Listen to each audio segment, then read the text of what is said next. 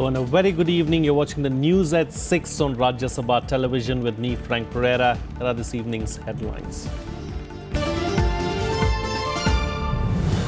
UK announces first ever easier visa regime for Indian business. New system to come with speedy passage through British airports and access to European Union.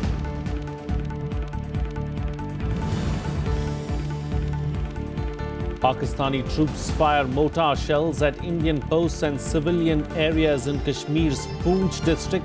Hizbul Mujahideen terrorists killed 2 army personnel injured in encounter in Shopian district.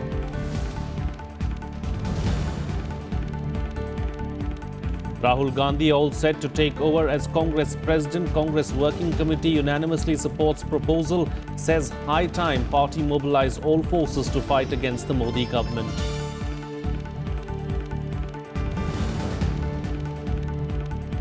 Amid the worsening smog crisis in Delhi, Union Environment Minister Anil Madhav Dave says 80% of the pollution generated within the city, neighbouring states to clamp down on crop burning.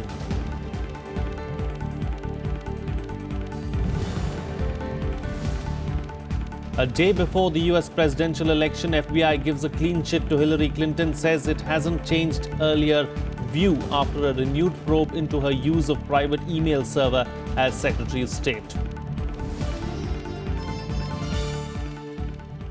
Well, the Congress Working Committee today unanimously urged Rahul Gandhi to take over as party president. However, no decision was taken at the meeting chaired by Rahul in the absence of his mother. The CWC also passed a resolution criticizing the Modi government on several issues, including OROP and the one-day ban of news channel NDTV India.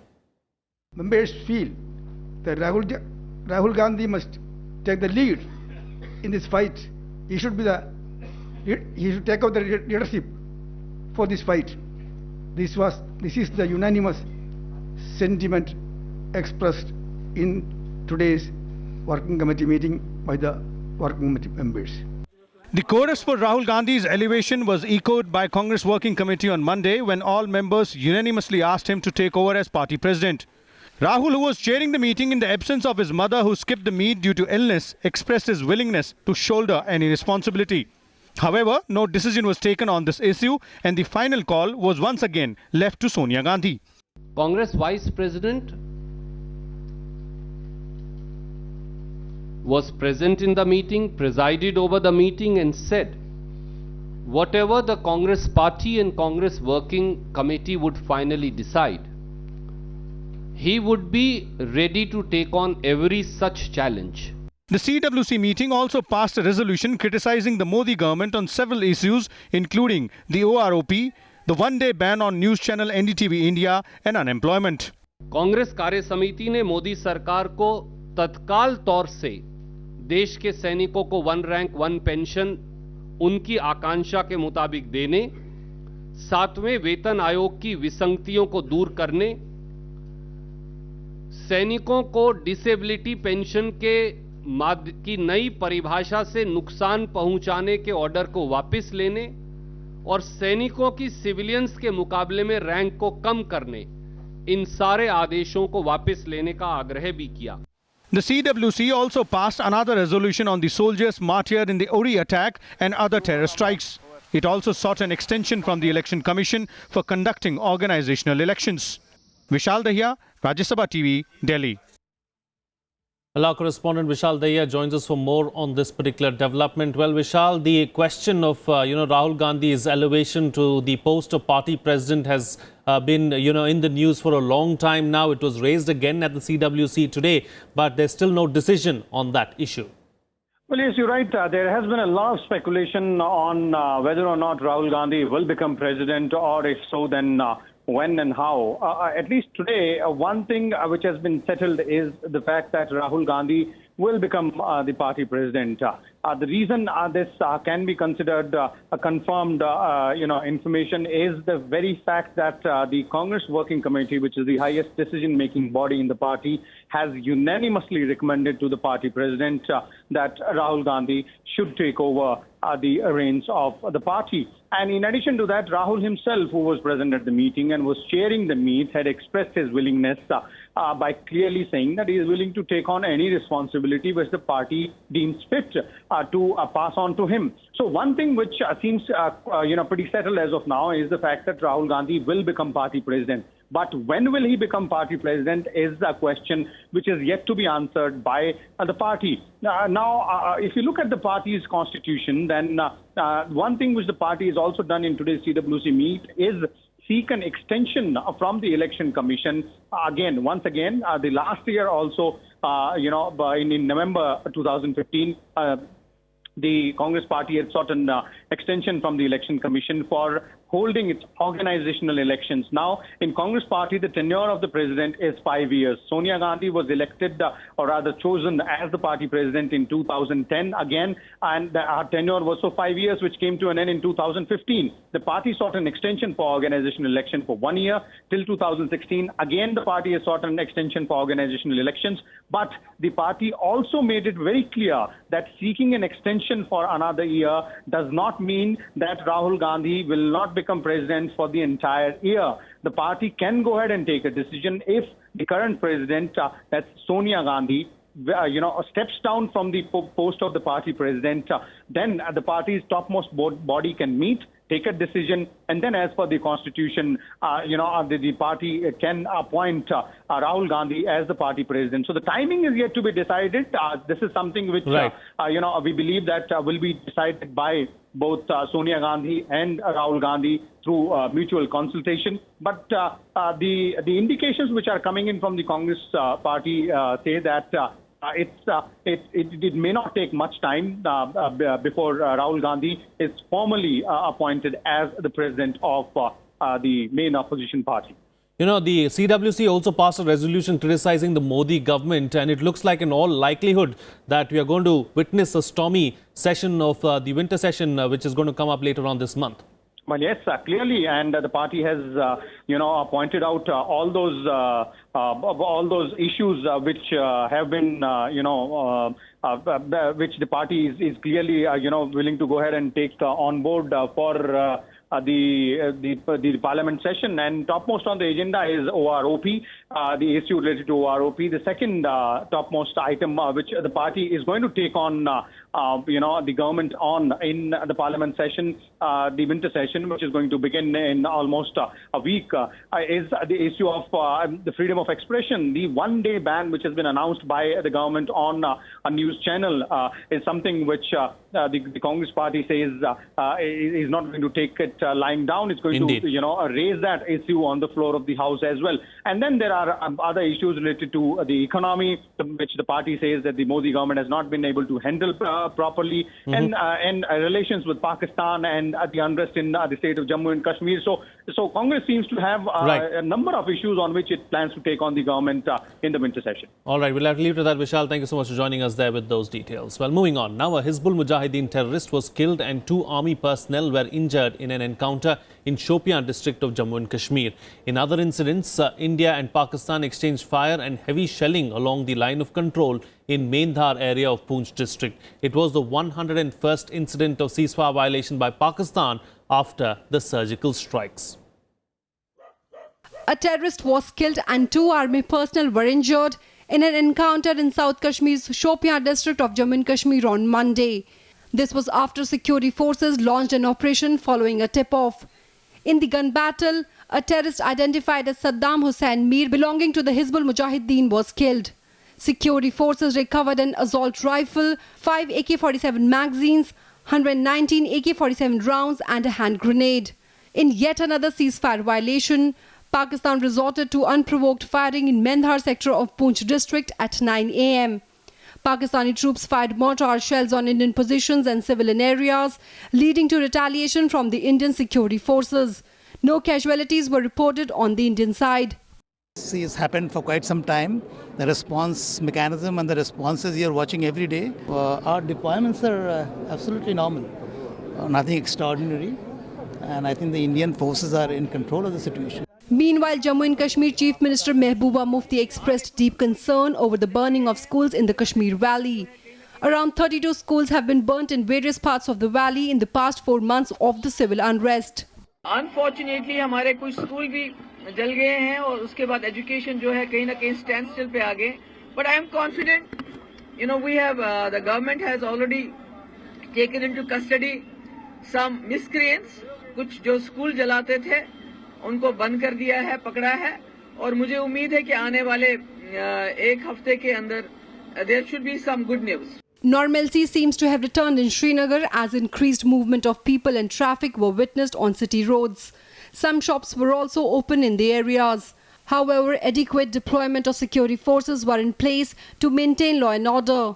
Elsewhere in Kashmir Valley, however, life remained affected due to a strike called by the separatists. Bureau Report, Rajya Sabha TV. Well, in other news now, the Delhi government imposed temporary emergency measures in the national capital after the National Green Tribunal pulled up the Kejriwal government for not taking enough steps to contain the air pollution. The NGT bench also criticized the Environment Ministry over the repeated absence of its representative during its proceedings. The centre has held Delhi responsible for the alarming rise in pollution levels. In an emergency meeting of Environment Ministers of Punjab, Haryana, Rajasthan and Uttar Pradesh on Monday, Environment Minister Anil Madhav Dave said only 20% of the pollution levels in Delhi is due to crop burning from the neighbouring states and 80% is derived from the capital itself. 80% समस्या हमारी है. इसको हमको समझना होगा कि दिल्ली की समस्या 80% है. 20% में अन्य राज्यों से जो पराली जलने के कारण आता है वह हिस्सा है. हमको 365 दिन प्रतिदिन इस पे काम करना पड़ेगा क्योंकि ये एक 2 करोड़ की आबादी वाला शहर है और इसके अंदर हम सीजनल नहीं हो सकते. National Green Tribunal once again lashed out at Delhi government for not taking timely preventive steps to tackle air pollution. Coming down heavily on the government, the tribunal asked, what preventive steps did it take on air pollution in national capital? Why didn't authorities sprinkle water on roads earlier? Why can't helicopters be used to create artificial rain to control dust pollution? Criticizing Punjab, Haryana and Rajasthan over crop burning, it asked, what are they doing to control crop burning? Pointing out that 70% of agricultural land was burning in Punjab, it asked why didn't it own responsibility when people are dying out of air pollution? Delhi सरकार को ये भी direct करा गया है कि आप air pollution को कम करने के लिए जैसे इंडोर और आउटडोर पॉल्यूशन का जो डाटा है वो सामने लाएं कि इंडोर में क्या जैसे इंडोर का मतलब होता है कि आप एक कमरे के अंदर जो प्रदूषण है क्या वो बाहर के प्रदूषण से कम रहा है या ज़्यादा रहा है. On Tuesday, the Supreme Court will hear a petition on the alarming pollution levels in Delhi, which the Environment Pollution Control Authority has termed the worst in 17 years. Delhi की स्थिति बहुत खराब है. जो आज जहर है हमारे हवा के अंदर ये हमारे लिए बहुत बुरा है और ये पब्लिक हेल्थ इमरजेंसी है और इसीलिए हमारी उम्मीद है कि कोर्ट इस मैटर को सुनेगी और जो करना है सरकारों को बताएगी और सख्ती देगी. As smog continued to engulf the capital for the 8th day on Monday, the Delhi government decided to close all schools for the next 3 days and shut down all constructions and demolitions for 5 days. The Badarpur thermal power plant was closed for 10 days from Monday. Delhi NCR में लगभग 4000 ईंटों के भट्टे हैं जो norms follow नहीं कर रहे हैं, ओवर पॉल्यूटिंग कर रहे हैं, उन पे काम करने की बात हुई है. जो ओवर पॉल्यूटिंग इंडस्ट्रीज हैं जो ज़्यादा धुआं फेंकती हैं उन को कंट्रोल करने की बात हुई है. Announcing emergency measures, the Delhi Chief Minister said that the government is exploring the possibility of bringing back the odd-even road rationing scheme and appeal to people to stay indoors. Water sprinkling on roads to deal with dust pollution also began in some parts of the city. The Met Department has forecast little improvement in the current weather conditions for the next 3 days.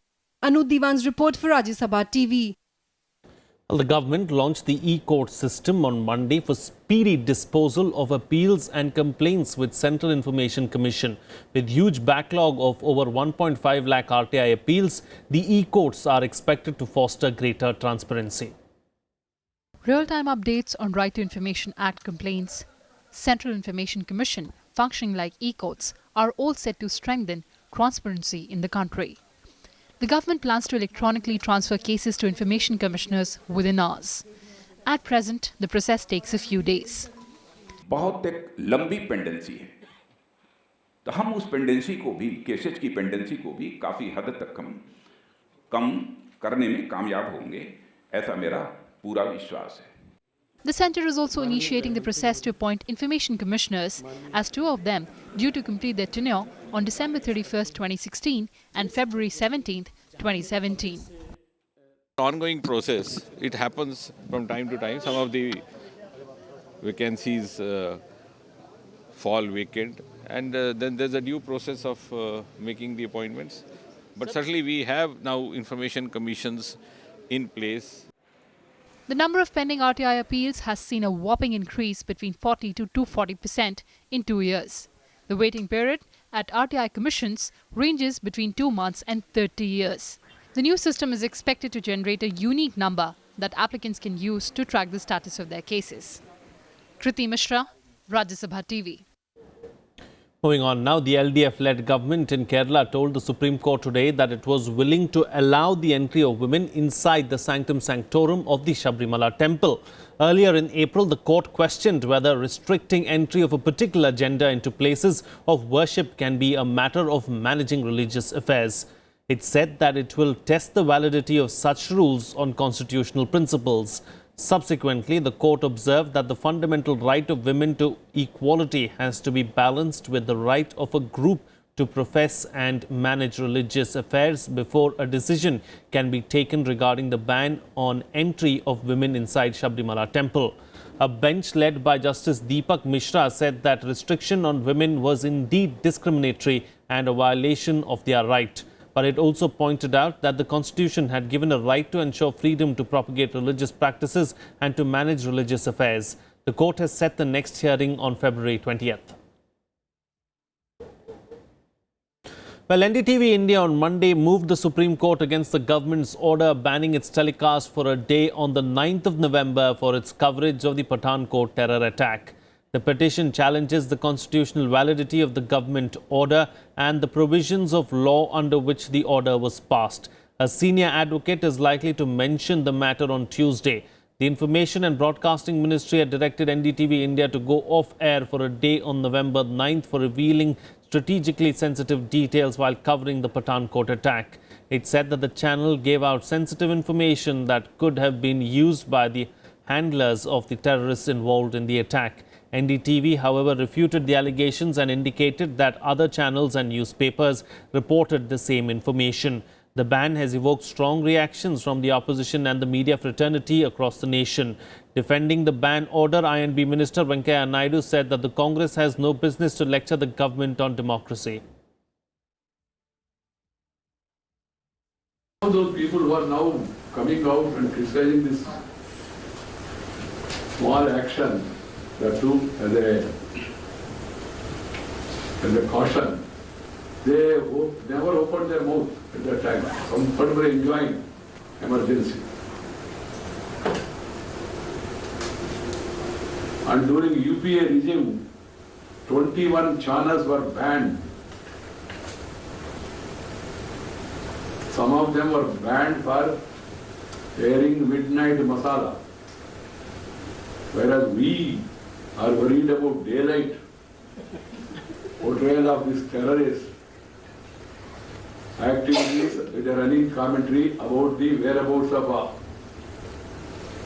of depot, ammunition depot, aircrafts, other things.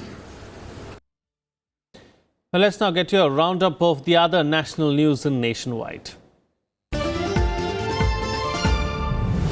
4 people were killed and 2 others injured on Monday after they were hit by the Delhi-Jayanagar Swatantrata Express while crossing the railway tracks in the Samastipur district of Bihar.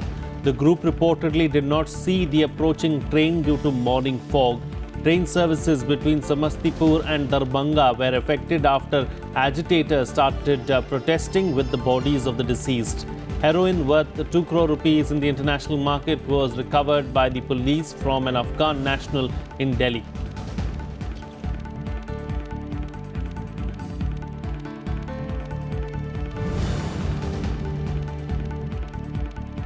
Well, this is the story which we are talking about, where heroin was recovered worth 2 crore rupees in the international market was recovered by the police from an Afghan national in Delhi. Now, he had swallowed 57 capsules containing the drugs. The Afghan national had fallen ill on board a flight to Kabul and had been admitted to AIIMS, where he was operated upon. The drugs were discovered during the surgery. An FIR has been registered in this regard at the IJI Airport police station, and efforts are being made to unearth the syndicate and track the other co-passengers. Well, in a run-up to the UP State Assembly elections next year, Home Minister Rajnath Singh addressed a rally in Kairana, which was in the limelight over alleged migration of Hindus recently. Rajnath Singh attacked the state government for not providing electricity in the villages. Singh also pitched for development of farmers by the BJP government. Well, it's time for a short break now, but news and updates will continue on the other side. Stay tuned. We'll be right back.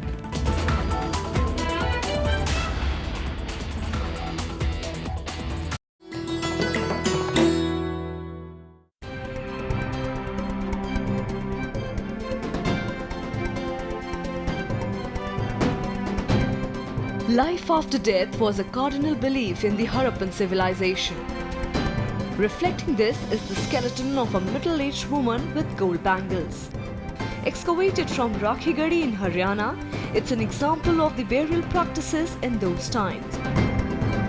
Much like the Egyptian mummies, vessels, eatables, ornaments were kept near the dead body, in the hope that they would be of use to the person in the next world.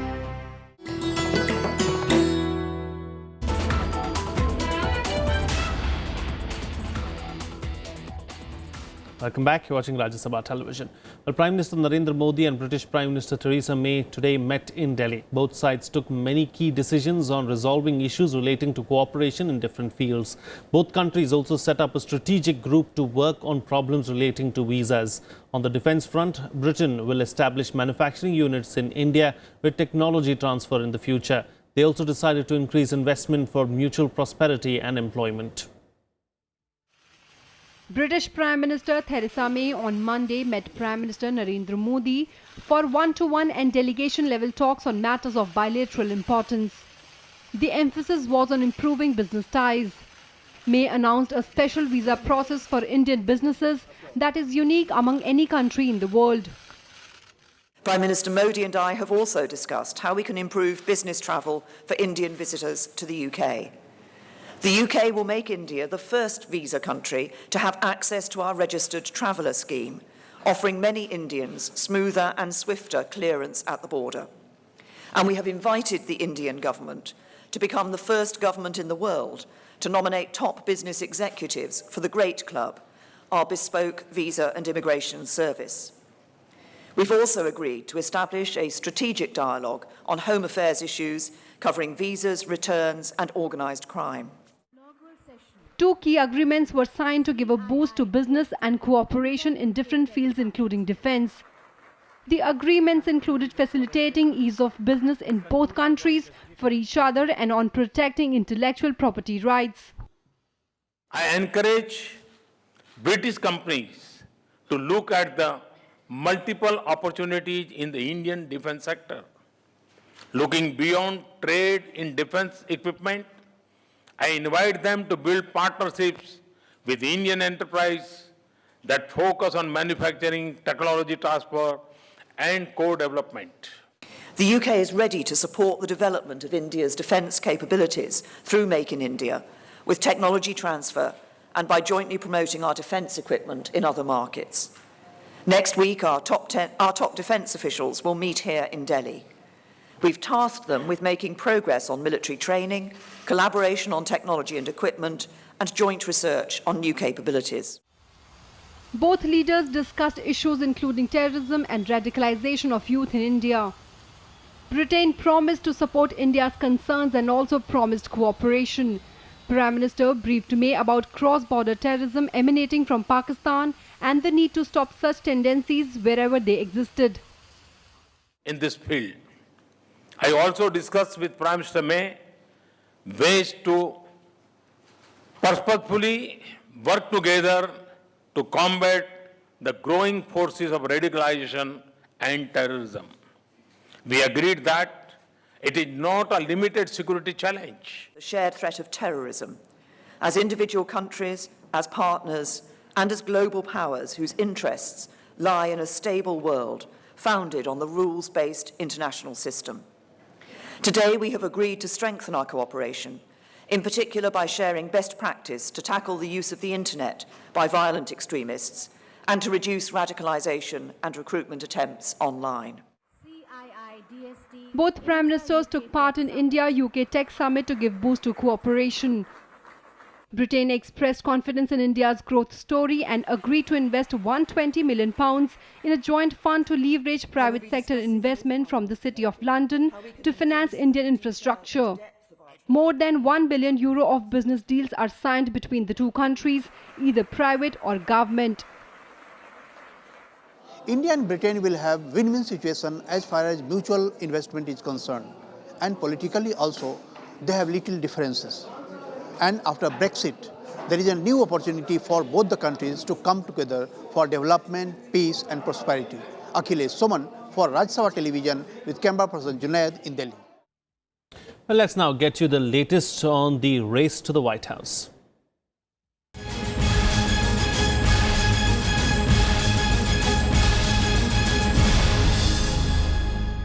Well, the Federal Bureau of Investigation gave a clean chit to Hillary Clinton, saying it has not changed its view after a renewed probe into her use of a private email server as Secretary of State. The development is being seen as a game changer for the Democratic presidential candidate. Here's a report. The FBI has determined that a new batch of emails linked to Hillary Clinton's private email server have not changed the Bureau's conclusion that she committed no criminal wrongdoing. The FBI Director James Comey told congressional leaders in a letter on Sunday. As campaigning continued ahead of Tuesday's presidential election, a Clinton spokeswoman said that the candidate was glad this matter is resolved. We have seen Director Comey's latest letter to the Hill. We're glad to see that that he has found, as we were confident that he would, that he has confirmed the conclusions that he really reached in July, and we're glad that this matter is resolved. The Democratic nominee's opponent, Donald Trump, reacted with anger at the news and cast doubt on whether the FBI had even carried out its work.